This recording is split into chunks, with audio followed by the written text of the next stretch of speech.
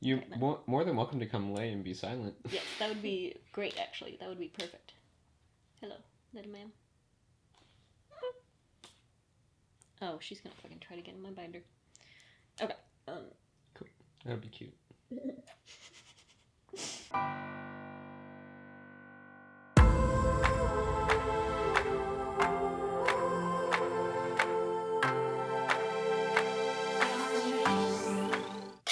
Clink. Heck yeah. Welcome back. Welcome back. This is the third episode, or rather the third chapter, of your favorite show, Whiskers, Witches, and Wine, where we are reading Tulsa's book that she wrote. My book that I wrote. We are going to try to have me read a chapter for once. Yeah. Just to see how it works out. Ideally, it will work out well still. I don't see any reason why I wouldn't. So, how are you doing? What's new with you? Nothing. Nothing is new with me. Well, that's not true. My dad came to visit. Yeah. And we're drinking the fancy wine from the fancy glasses that we got from the fancy vineyard. That's true. We went wine tasting, and while we were there, we got some nice fancy wine, which is what's in here right now. So pretty dope. Cheers to that. Cheers to that. Yeah, it was a lot of fun. He flew in from Sweden for the South by Southwest Festival. Had a lot of fun. Went to a shit ton of concerts. Oh my gosh. I don't know how they had the energy for that.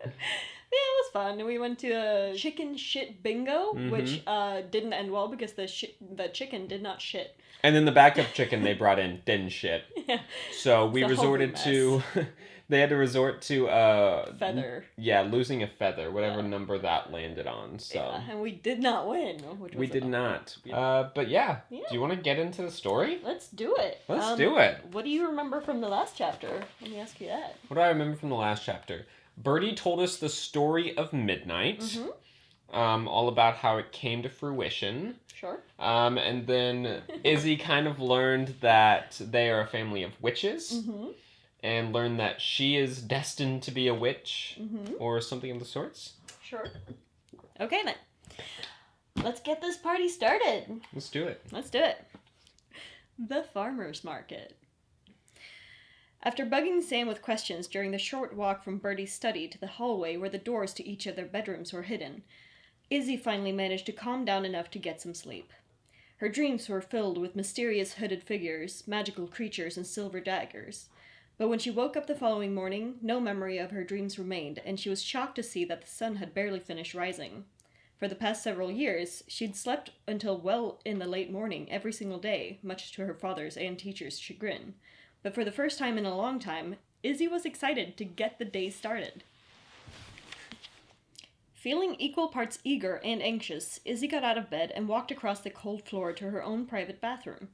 Inside, she found a large clawfoot tub with a rainfall shower head installed in the ceiling above it, the logics of which Izzy decided not to question for the time being, as well as a toilet, a sink with an attached cabinet, and a laundry chute installed in the wall. There were also a couple of small square windows that currently stood open and allowed a breeze of fresh air to sweep through the room, and Izzy gratefully noted that they were installed above eye level and even had cute little curtains that shifted gently in the breeze. After a long and steamy shower, Izzy emerged feeling fresh and ready for the day. Donning a pair of black skinny jeans, a green t-shirt featuring the logo of an environmental nonprofit in Brooklyn, and a pair of black leather combat boots, she emerged from her bedroom and started her first attempt at navigating the Raven Mansion on her own. So this girl is you. She certainly dresses like me. Black skinny jeans. Green top. I know, I read that. Black combat boots. Not at all my exact outfit for today. It's fine. I'm sure you have some environmental piece of... I do have that green t-shirt I like to sleep in. Yeah. Yeah, her outfits may be inspired by my own because I don't know how other people get dressed, I guess. That's fair. Yeah. Anyway. As to whether or not Izzy was successful in finding her ultimate goal, the kitchen, she wasn't. After wandering around for a good 30 minutes, climbing the same staircases over and over, only to end up someplace completely new, Izzy finally gave up. Exhausted from her unexpected workout, she sank onto the floor in a random hallway, most likely somewhere on the second floor, and looked around. Through her wanderings, she'd encountered the laundry room, a dust-covered study, a room that just contained a single couch and what seemed like 1,000 cats, her own bedroom again, and somehow Omar's closet. This hallway looked like any other she'd seen, with mirrors and pictures of various creatures hanging in a random design on the walls, but there was only one door in the immediate vicinity. It was skinny and looked much older than the other doors Izzy had seen throughout the mansion, and its one silver handle looked rough and worn. Feeling her curiosity hit another peak, Izzy got back to her feet and crossed over to the door, but just as she was about to open it, she felt a hand grab her shoulder from behind. Ooh. She jumped and spun around on the spot, only to find her cousin standing there, watching her curiously with their electric eyes. "Lost?" they asked in an amused tone. "What's in there?" Izzy replied. "A trunk," Sam shrugged. "Come on, let's get breakfast." And with that, they were off. Izzy, who wasn't about to get stuck wandering the halls on her own again, followed her cousin closely, and at once started rambling off one question after the other as they made their way through the winding hallways, climbing several steps of creaking and crooked stairs. A few minutes later, Sam brought them down the final steps and back into the entry room where Izzy had arrived the previous evening. "What about ghosts?" Izzy asked shortly thereafter as they walked through the kitchen. "Yes," Sam replied in a tired voice. "Mermaids?" "Yes." "Dragons?" "Yes." "Really?" Izzy's eyebrows flew up in surprise, but Sam snorted and shook their head. "No, not really. Did you seriously think dragons were real?" I mean... Izzy glared at her cousin as they sat down on opposing sides of the large oak table, joining Bertie and Omar, who were already in the middle of a conversation of their own. "Yesterday I didn't even know I was real," she argued. "Aliens?" "Not in this world," Sam answered as they filled a large cup all the way to the brim with hot coffee and snagged a banana and blueberry muffin from the table. "What do you mean, this world?" Izzy asked, full of curiosity and hunger. She grabbed a plate, which she filled with eggs, toast, bacon, and a couple of pancakes, along with a cup of coffee to rival her cousin's. Sam cast a desperate sort of glance toward Bertie and Omar, but they were otherwise occupied, and the teen's plea for help was left unanswered. "I think I'm going to let Bertie handle that conversation," they replied at last, heaving a great sigh. Izzy was about to start arguing when a large figure appeared outside the already cramped dining area. It looked more like an enormous bear than a man, but it was a man all the same. He was wearing a thick brown cloak that hung down to his ankles, and he had a great big mane of hair, which seemed to spread down his neck, disappearing underneath his clothing, and his pitch-black eyes were bright and full of life. "Good morning," he spoke with a deep voice, and as Izzy watched, the figure shrank, and the hair retreated until he was no longer a bear, but a handsome and elderly man with short curly gray hair and a ridiculously oversized coat. He pulled a pair of metal glasses from out of his pocket and balanced them on his nose, then noticed Izzy staring at him and shot her a wink. "That was beyond cool," Izzy told him earnestly as he sat down next to Sam. "Can you teach me how to do that too?" Tom chuckled a bit as he poured himself a cup of tea, then he leaned back in his chair and regarded Izzy with great interest. "It's very possible that you have inherited some shapeshifter genes," he told her with a grave nod. "Your mother showed early signs that she had the ability of physical transformations, but she never worked to improve this talent much. In the end, we never knew if she had the ability to transform completely." Izzy was surprised to learn this about her mom, but it initiated a strong desire in her to master this gift that her mother had so carelessly thrown away. She just hoped that she would be able to. She wanted to learn as much as she possibly could. "So, are you a witch too?" she asked her grandfather excitedly. He gave a deep and raspy sort of chuckle. No, Tom shook his head. "I'm just a shifter, although I do have quite the knack for potion making, if I do say so myself." "Really?" Izzy asked, with her eyebrows high on her brow. She was surprised to hear that creatures other than witches could brew potions. It went against everything she'd learned about witches growing up, which, in hindsight, was a whole lot of nonsense. "Oh yes," Tom grinned at her. "Just last month I came up with a little mixture that will allow the drinker to feel absolutely weightless for 10 minutes. Oh, sick. Izzy frowned at her grandfather. "Why?" "For fun," he shrugged casually. "Imagine taking a bath and drinking that potion. Wouldn't that be fun?" Izzy couldn't help but laugh. I think that would be terrifying. What a ridiculous idea for a potion. While she and Tom had been talking, Bertie and Omar had wrapped up their conversation and turned their attentions to the group, and suddenly Izzy could see the family traits across all of their faces. She and Sam were clearly the ones who stood out the most, as they both took after their other parents, but that pointed nose and large mouth could be found on all of them.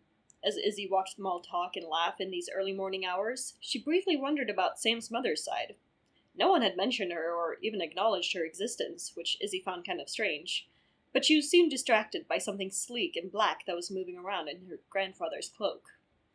Noticing her surprised look, Tom's face broke into a smile, and he pulled from inside his cloak a slim and jet-black snake with bright green eyes.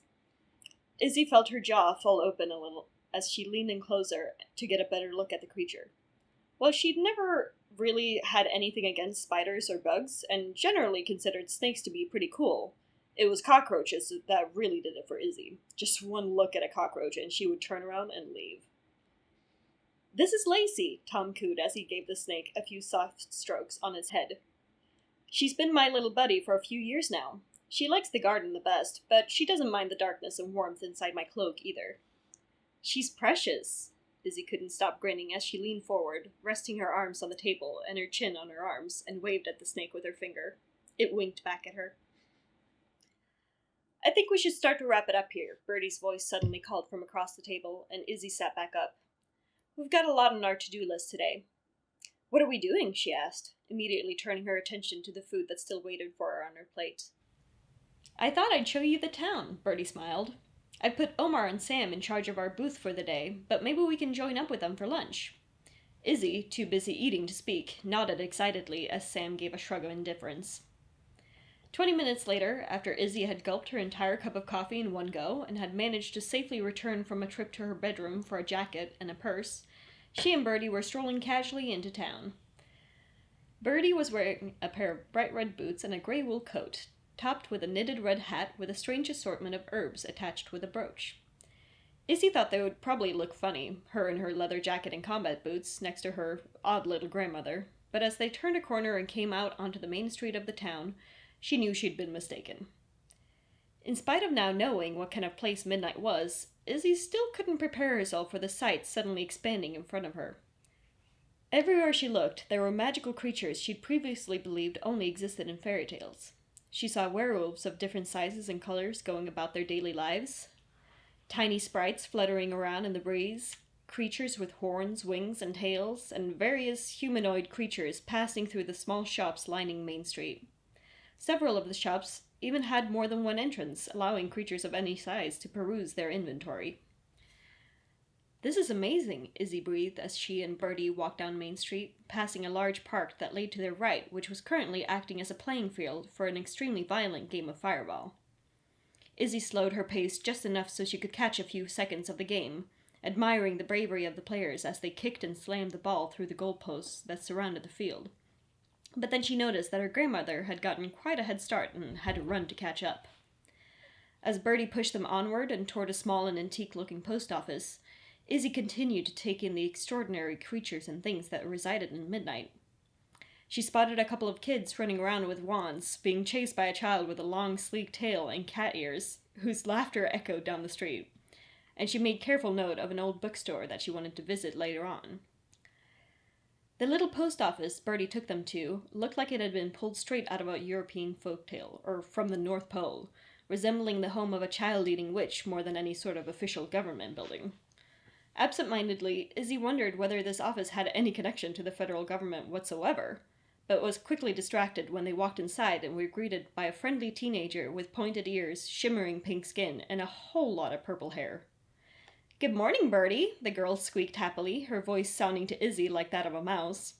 Izzy and Bertie approached the counter, where they exchanged some pleasantries before the girl, apparently named Soot, brought out a few envelopes and a package which she handed to Bertie. As soon as they left the shop, Izzy spun around to look at her grandma. "What?" she exclaimed incredulously. "What was she? Is that rude to ask?" Bertie chuckled a little as she stuffed her mail in her bag. "It's only rude if you're rude. Soot is a wood nymph, one of the few young nymphs we have in town, and she actually went to school with Sam for a brief period, although I wouldn't necessarily bring that up too often." While Izzy considered this warning, Bertie pointed over to a large brick building down the block and identified it as the high school, and the smaller, matching building sitting next to it was the elementary school. The two structures looked like they'd been there for at least 100 years, sporting a few broken windows each and a general air of abandon, and great vines of ivy climbed from the lawn at the base of the high school all the way to its roof. "So, Sam and Soot don't go to school together anymore?" Izzy asked once the school was fully out of sight, after she'd caught a glimpse of the enormous yard that appeared to spread out behind the two buildings. Bertie gave a non-committal shrug. A lot of families around here choose to homeschool their children, she told Izzy. But Sam always had trouble fitting in with the other students, and when the school told us that they couldn't do anything about the bullying that took place there, Omar decided that it was time to teach Sam ourselves. It's what we did with him and your mother, you see, and this way we can ensure that Sam receives a proper education, rather than the mere fundamentals they teach in public school. Oh, Izzy didn't really know how to react. So, are you going to teach me too? Naturally, Bertie smiled. We can't exactly send you to public school for 2 weeks and expect you to be ready for your ceremony now, can we? I mean, what are you going to learn there? But the Pythagorean theorem? Sorry, the witch's theorem? Nice. Thanks. Right, Izzy mumbled in response. In all honesty, she had no idea what to expect from her new education and powers, but she'd always gone to school with other kids and wasn't sure what to think about being homeschooled for the first time. On the other hand, if Bertie thought that she'd get a better education from her, then who was Izzy to argue? Spoiler alert, she totally will. Yeah, it's true. As the two of them continued to walk and talk, Izzy's attention fell increasingly on her grandmother and the interesting things she was telling her about this new life, and she barely even noticed when they stepped into a cold and bright butcher's shop. In the shop, they encountered a woman as large as Tom had been when Izzy first met him, but this woman seemed to have some severe kind of skin condition, because Izzy could see distinct cracks and chunks missing from the woman's extremities. However, in spite of the woman's severe need for medical-grade lotion, her hands worked swiftly and gracefully as she cut up the slabs of meat and handed them their order.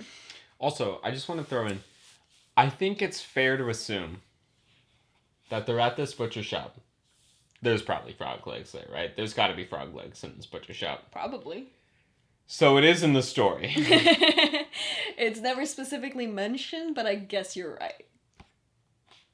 Congratulations, I'm happy for you. Thank you. Yeah. Once they left the store, Bertie informed Izzy that the woman was a troll, and that she didn't have a skin condition. She was simply made of stone. Oh. After that, the pair of them stopped at the bakery to pick up bread, a small shop full of trinkets where Izzy got a pair of slippers, and then finally to a small hair salon. Sam needs very specific hair products, Bertie told Izzy in a hushed voice as they were leaving. And although Izzy didn't think much of this, she still thought it was a weird comment to make. Soon the two of them were walking toward the large town square where an enormous farmer's market had been set up. And as they were walking, Izzy once again spotted the bookshop she'd seen earlier. Compared to its neighboring stores, this dark and gothic-looking business had a surprising amount of foot traffic. Izzy watched excitedly as various creatures walked in and out of the store, carrying anything from ancient books and scrolls to recently published comic books and graphic novels.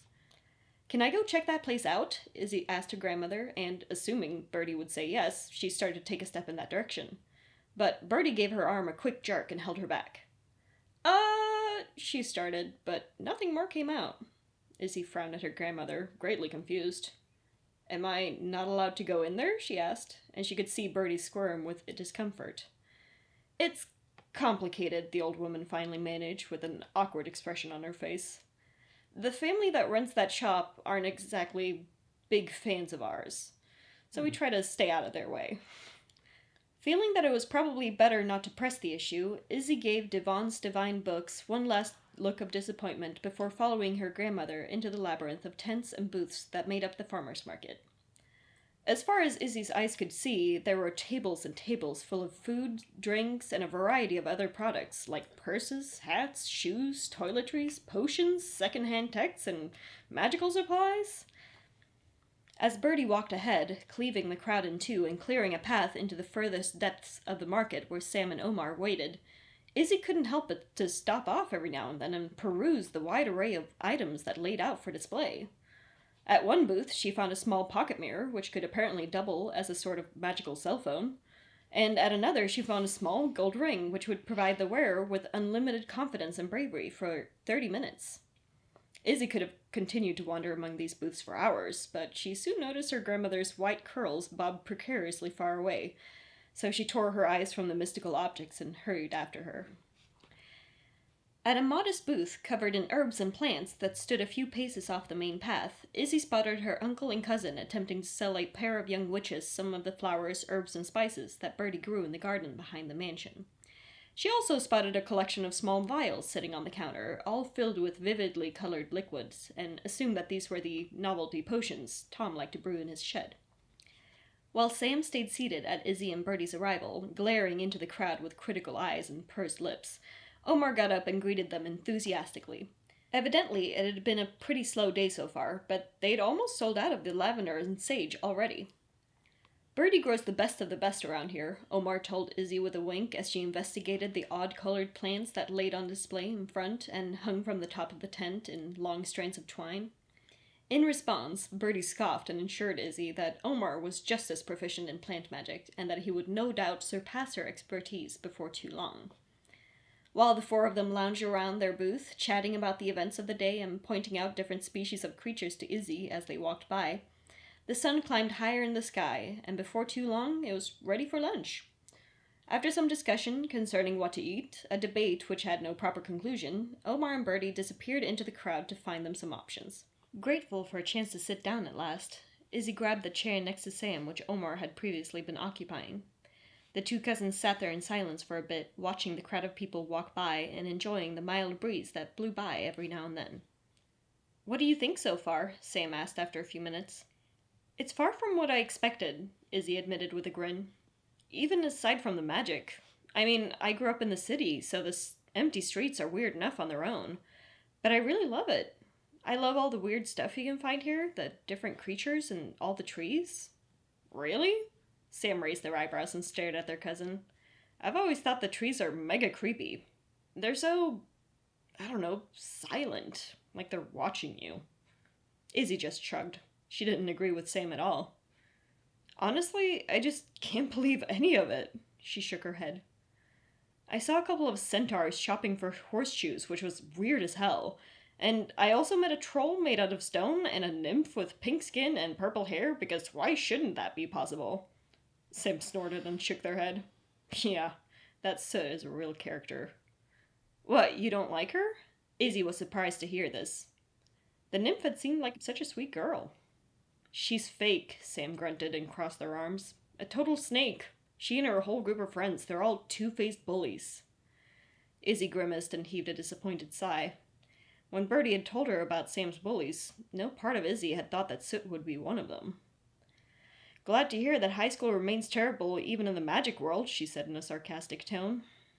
Sam shot her a sardonic kind of smirk, which was then promptly replaced by an anxious expression. "You'll see soon enough," they stated plainly, and before Izzy could ask, they'd nodded to something behind her. Izzy twisted in her seat just enough to be able to see directly behind her, and there, just a few feet away, stood Soot with a couple of other teenagers. One of them had short white hair and a pair of rounded horns sticking out of their head, along with a set of hind legs from what looked like a goat, but the other one looked like a regular human. A regular, gorgeous human.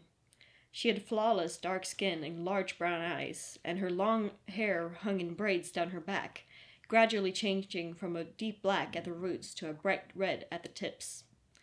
Izzy gave an involuntary gulp as she casually turned back to Sam. "Those the group of friends you mentioned?" she asked, and they nodded. "And you're sure they all suck?" Sam's eyes narrowed as they critically regarded their cousin for a moment, casting a brief glance at the group of teens before returning to Izzy and rolling their eyes dramatically. "Yes, even the cute witch is a bitch," they assured her. Izzy's cheeks heated up instantly, and after she'd made a quick check behind her to make sure that Soot and her friends didn't hear Sam's comment, she turned back to her cousin and gave them a sharp slap on the leg. "Hey!" Sam objected with a shout and delivered an equally sharp slap to Izzy's wrist, but they had a wide grin on. "If you hit me, I'll hit you back twice as hard." Izzy tried to give her cousin a disgruntled glare, failed, and caused the both of them to howl with laughter at the constipated expression Izzy's face had briefly sported. Even with their silent weirdness and ever-creepy eyes, Izzy was really starting to grow fond of Sam. She only wished that Lucas and Carmen could be there too. They still didn't even know they had a cousin. Uh-oh. Sam suddenly shrunk back into their chair, tucked their hands in their coat pockets, and fixed their eyes firmly on the ground. Izzy, on the other hand, sat up straight and cast a quick glance behind her, where, as expected, she saw Soot and her friends walking in their direction. Kicking her left foot up to rest on her right knee, Izzy leaned back and turned her gaze forward as she crossed her arms. "Oh, great. How did we end up at the Raven booth?" A cool and sarcastic voice spoke from behind the two Raventines. Fighting the strong urge to turn around, Izzy kept her eyes firmly fixed on the blurry crowd in front of them. Before long, however, the three teens had walked around to the front of their herb stand and into clear view. The red-headed witch stood in the middle, clearly the leader of this little gang, with the horned one and Soot backing her up. "Welcome," Izzy told them in a derisive tone, a cocky grin spreading across her face. "Can we interest you in any of these random-ass herbs?" She'd never had much patience for bullies, having faced several of her own, and she wasn't about to let these brats push her and her new cousin around. "Who is this?" the witch asked Sam, purposefully ignoring Izzy. Sam swallowed hard, took a breath, then turned toward the witch and met her glare with forced confidence. "This is my cousin," they told her coolly. "Oh, lovely. There's more of you," the witch sneered, at last turning her gaze to Izzy in critical surveillance. She was apparently not impressed, inspecting Izzy with a repulsed look. "Like you're one to talk," Sam shrugged casually. Izzy didn't really understand this comment, but made a point to smirk nonetheless. The witch, however, apparently knew exactly what Sam had meant, and immediately grew red-faced and angry, appearing to grow half a foot in height while her cronies took a few steps closer. "At least my family still has honor," she spat back. "All yours does is bring shame on midnight and tear families apart." "Yeah? Well, at least my family knows my name," Sam shot back at once. The witch's eyes glinted dangerously and hinted at an upcoming verbal explosion. But then her eyes drifted to Izzy, and her face softened into a smug smile. The girl straightened her back. "Look at you, freshie," she purred threateningly at Sam, putting added emphasis on each consonant. "How brave you are now that you are not completely and totally alone. I'm sure it must feel nice and safe to have this little guard dog around, but she won't be here forever. God, what a bitch. At least, if she knows what's good for her." As Izzy watched the color drain from her cousin's face, she felt her own anger swell up inside her chest. She'd never been very good at keeping her cool, a flaw which had gotten her in trouble at school more than once, but she had absolutely no patience when it concerned assholes like this one. With surprising force and abruptness, Izzy got to her feet and stepped up to face the red-headed witch. "Do you want to buy something or not?" she asked aggressively, her hands clenched into fists at her sides. The two witches stared at each other for a moment, both sets of eyes filled with rage and contempt at the other, but they soon became aware of the handful of people who had stopped to watch their altercation. Begrudgingly, the witch bully stepped back. "Chill," she replied with a chilly calm. "We're all good here." "Actually, I'm not good here," Izzy replied hotly, adrenaline and resentment still coursing through her veins. "I'm not good with you and your gang coming up to our family's booth and criticizing us for no goddamn reason. And I'm definitely not good with bullies." The witch grinned at Izzy in mild shock and amusement for a brief moment, clearly struck by the different attitudes between the two cousins, and appeared to be considering how best to handle the situation facing her. Then she took a deep breath, and her face grew still. "What's your name?" she asked, the curiosity plain in her voice. "You first," Izzy replied at once, raising a sharp eyebrow. She was surprised to see how quickly this girl could change tones, going from hostile and rude to vaguely enchanting in a second flat. The witch considered Izzy's proposition for a moment, then held out her right hand. "Senna Devon," she stated with undeniable pride. Izzy shook the girl's hand, ignoring the uncomfortable thumping in her chest and the voice in her head reminding her what Bertie had said about the bookshop.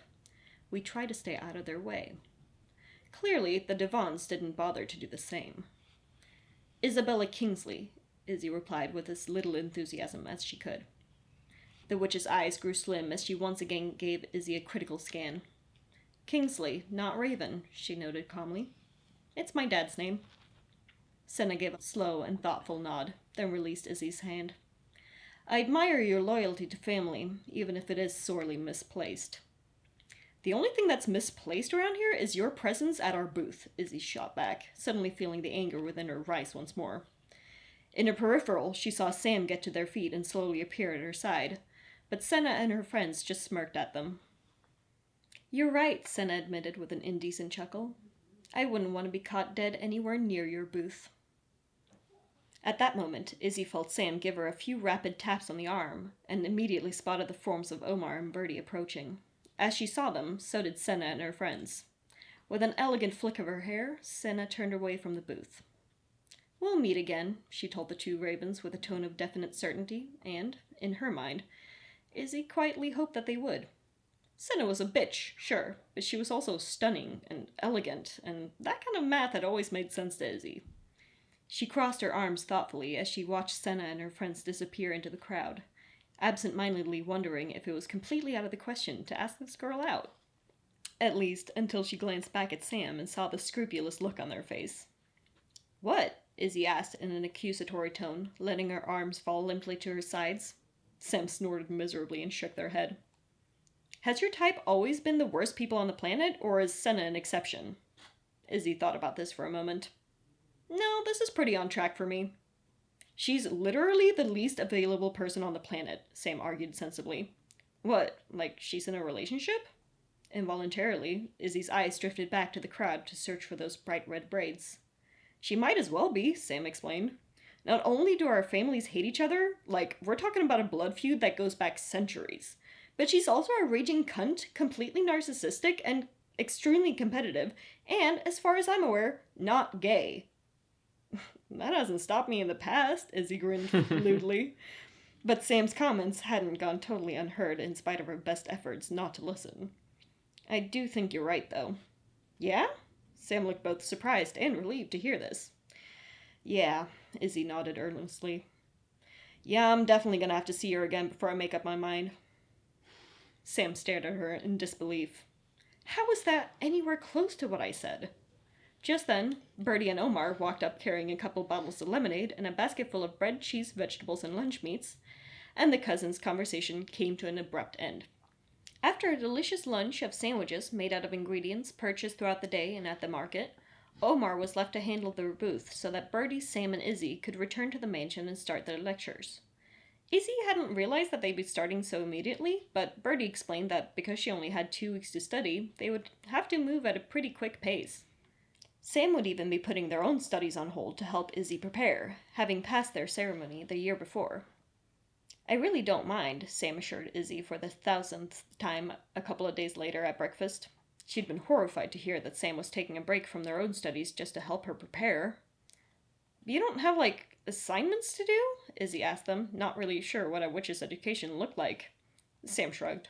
"Not really," they told her in a bored voice.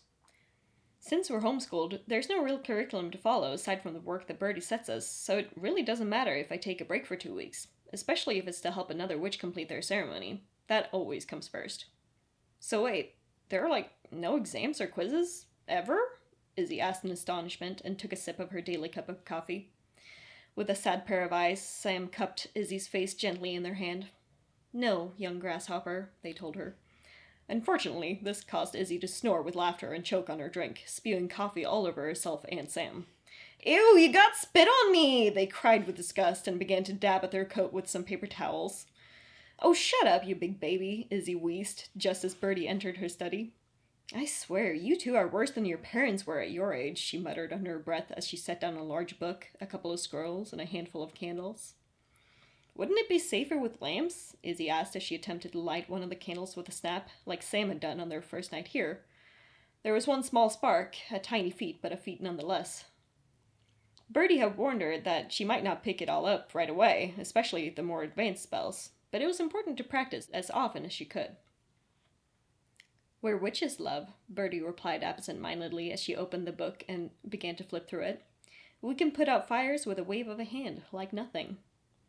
It sounded very impressive, and Izzy had to admit that it seemed much easier to put out a fire using magic than to make one.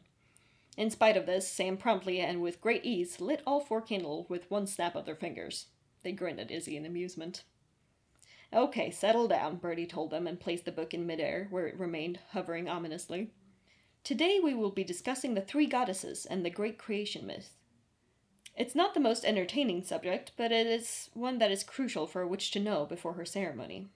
Sam, can you give us an overview?" Sam took a deep breath and looked into the flame of one of the candles, then explained. The three goddesses are the life source of all magical creatures. They created all of us. The mother created the fairies of the forests, the maiden created the witches of the land, and the crone created the mermaids from the ocean. The mother and the crone are older, and they created the fairies and the mermaids before the maiden was really even considered to be their third counterpart. The mother and the crone both desired loyal creatures who would love and honor them without fail. But when the maiden was finally allowed to create her own kind of creature, she wanted to give them a choice. The maiden believed that just because she'd given us life didn't mean that she could assume your love and admiration. She wanted you to be able to choose it for yourself. That's why witches have to go through the ceremony, to forge a true connection to magic and access the full ability of your powers. Jesus, Izzy exclaimed softly. And the dagger is really necessary? The dagger is the commitment, Bertie replied simply. If you're willing to take that leap and trust in the goddesses completely, then they will accept you into their graces and help you achieve the highest state of your natural abilities. It sounds a little cult-like, though, right? Izzy pointed out, suddenly remembering what Nicole had told her a few days earlier, and Sam snorted loudly. Even Bertie laughed a little bit. Yes, I suppose it does, she admitted. But it also explains why so many people get roped into them, doesn't it? They're willing to do exactly what you're preparing to do. To take a leap of faith, only they're usually placing their faith in the hands of con men who are looking to exploit them. Izzy nodded. So, if the three goddesses created us, the fairies and the mermaids, then where did everyone else come from? Good question, Bertie told her with a nod of approval. Sam? Sam sighed and went off. The three goddesses didn't have a hand in creating any of the other creatures, not even the magical ones, but they're still made of the same stuff that we are. The same stuff? Izzy interrupted with a suppressed smile. Okay. Sam took a moment to collect their thoughts. So, humans have evolved from monkeys or whatever, right? They're completely biological, a raw product of nature. Well, magical creatures are raw products of nature too, but we're created a different way. This is actually why humans don't have magical connection like we do. It's because we were literally created from magic. Izzy stared at her cousin in utter confusion. What do you mean? Sam's face contorted in frustration and heaved a sigh. It's okay, you've got this. Bertie gave them a supportive clap on the shoulder. To give you the wider picture, Sam started slowly, magic is a force just like gravity or nature. It can't be stopped or even fully understood, really. What we do know is that it's a force which exists everywhere, and it has the occasional side effect of creating life. The first form of life were the old gods. They're the ancestors to the three goddesses, and at one point in time they ruled the earth and all of its creatures. Alongside the then two goddesses were other minor gods and deities, but none of them managed to get quite a following like the goddesses, and eventually faded into irrelevance. Around the same time that the goddesses appeared is when the second form of life started to appear across the planet. Centaurs, ogres, nymphs, werewolves, vampires, you name it. They were crawling out of the woodworks and making a life for themselves under the old gods' harsh rules. Well, the old gods were finally toppled by these creatures when their greed and cruelty eventually caught up to them, and that's when the two goddesses and their new apprentice stepped forward and created new life, the fairies and the mermaids, to replenish the earth after the wars. Then, after a while, a bunch of monkeys began to walk upright and build stuff, ultimately evolving into proper humans. These humans were cruel and superstitious, though, and that scared the fairies and mermaids off permanently. They all ran back to the forests and seas to live in secret. Even when witches first came around and lived alongside the humans, the fairies remained hidden, although the mermaids did start to socialize a bit more. Izzy nodded, feeling like she could understand the concept better now, but there was still something bothering her. Okay, but if humans and all of these magical creatures have lived side by side for so long, how can they not have a clue about it? Are you kidding? Sam replied with a smirk. They did have a clue. That's why we're all basically living in permanent hiding. Think about it, dear, Bertie said and placed a soft hand on Izzy's knee. So many of the legends, books, and movies you've heard throughout your life are centered around the creatures you've seen here. Yeah, but no one actually believes in that stuff, Izzy protested. And those who do are just seen as crazy people. Yeah, but all they need is one shred of proof and they're ready to believe, Sam argued astutely. Okay, fine, Izzy conceded. But why did we have to go into hiding in the first place if we'd coexisted for so long? Well, once major religions had taken off with the humans and they started to hunt us down, it felt like a necessary change, Bertie shrugged in a would-be casual way, and Izzy's cheeks took on a reddish hue. I guess that makes sense, she admitted with an awkward grimace. She'd learned about the Salem witch trials and all that in school, but had always thought that it was just a way for men at the time to intimidate smart and capable women, not to hunt down literal witches. She's making big points over here. Sam, you did a very good job of recapping what you've learned. Bertie gave them an approving nod and a smile before turning back to the levitating book. Now that we have a basic overview of the goddesses and how they created the most widespread of the magical creatures, let's discuss the role of witches in the world. To start us off, we'll look at some ethnographic texts and artworks from the era of the old gods to see how this role has changed and evolved throughout history. Then we'll move on to discuss some common myths and differences in beliefs between us and the other creatures.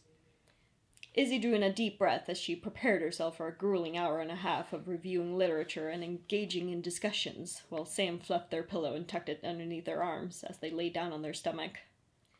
The lessons Bertie had planned out for Izzy weren't all winners, like these tedious history lectures or the creature anatomy class where Izzy struggled with something as simple as how to tell apart an actual werewolf from a shapeshifter, or what different kinds of nymphs there are. Sam tried their best to help and even got Tom to morph into a werewolf to give Izzy a live example, but even this proved ineffective. One of the few things that caught Izzy's attention was the subject of myths and prophecies that had been spread throughout the world, such as one grape prophecy widely accepted as truth by fairykind, which stated that a powerful sorcerer would one day reveal themselves and destroy the world as we know it. That was certainly a lot more entertaining than learning how to tell apart a sea nymph from a forest nymph, which, as it turned out, you can't. And that was the end of the third chapter. Oh, that's it? That's it. Oh, that's so fun. Yeah. I love it. Yay. Finish off with a history lesson. Oh, yeah. And I tried not to go into too much in-depth while also giving kind of some information about the world in this story. Yeah, it's a tough line to walk. Yeah, it's fun. I'm hoping that all of you at home are also enjoying it. You better be. Yeah, my voice is sore. You better appreciate the effort I put into this. What did you think about the mean kids? Oh, I thought they were hilarious. Yeah? That one bitch is totally gay as shit. Senna, yeah. The one that Sam was like, you don't even know if she's gay. Exactly. Yeah. Well, we'll meet her again. Oh, I trust that. Well, I mean, with her being Senna Devon from Devon's Divine Books, how can you not meet her again? Exactly. Yeah. They gotta go in there for something new eventually. Yeah, it's exciting. We're really, getting into the story now. Heck yeah. I'm excited for the next chapter, Yeah. which is titled The 7 Disciplines, and I'm very excited for this chapter. Yeah? Yeah. Good. Well? Cool. You're out of wine. I'm so out of wine. I've been out of wine for a hot minute now, but that's okay. Yeah. Because I will have some more when we see you next time. Yeah. Thanks for listening. Hope you enjoyed it. Come back next time for the 7 disciplines. Yeah. Don't forget to hit that like and subscribe button if Absolutely. you haven't yet. Not to be too YouTube-y, but you know. Yeah. It you is gotta what it be is. sometimes. Yep. It helps with the algorithm. That's what they always say. Yeah, I know nothing about it, but I'll take your word for it. I don't either, but I know it helps something. So like and subscribe, and we'll see you next time. Yeah. Thanks.